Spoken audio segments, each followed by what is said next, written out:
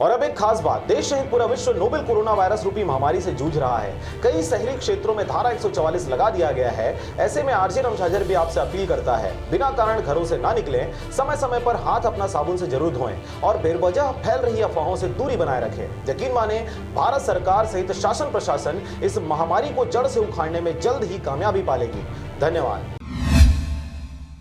नमस्कार, आप देख रहे हैं आरजे रमझाझर। मैं हूं राजकुमार यादव। बिलासपुर जिला के मिनी बस्ती जराभाटा में दो सगे भाइयों के बीच जबरदस्त विवाद के बाद इलाज दौरान बड़े भाई की हुई मृत्यु। इस घटना को गंभीरता से लेते हुए सिविल लाइन पुलिस ने तत्काल आरोपी को गिरफ्तार कर लिया। इससे पहले दोनों भाइयों ने थाने में एक दूसरे के खिलाफ मारपीट का रिपोर्ट लिखवाया था। क्या है पूरा मामला, देखिए इस खबर में। सिविल लाइन पुलिस ने जानकारी के बाद तत्काल मृतक को इलाज के लिए भर्ती कराया था। पत्नी को मारपीट गाली गलौज करना विवाद का कारण था। इसी कारण आरोपी ने बेसबॉल बैट से मृतक के पेट में वार किया था। आरोपी आदतन बदमाश है, जिसके विरुद्ध सिविल लाइन में कई अपराध दर्ज है। पेट में अंदरूनी चोट से मृतक का जिला अस्पताल में इलाज के दौरान मौत हो गई थी। मिली जानकारी के अनुसार 29-30 मई 2020 की दरमियानी रात मिनी बस्ती जराभाटा में दो भाइयों धर्मेंद्र टंडन एवं जितेंद्र टंडन के बीच घर में पत्नी के साथ नशे में मारपीट गाली गलौज करने की बात को लेकर आपस में विवाद होने के परिणाम स्वरूप दोनों भाइयों में मारपीट हुआ, जिसके बाद जितेंद्र टंडन के द्वारा रात में ही आकर रिपोर्ट दर्ज कराया गया।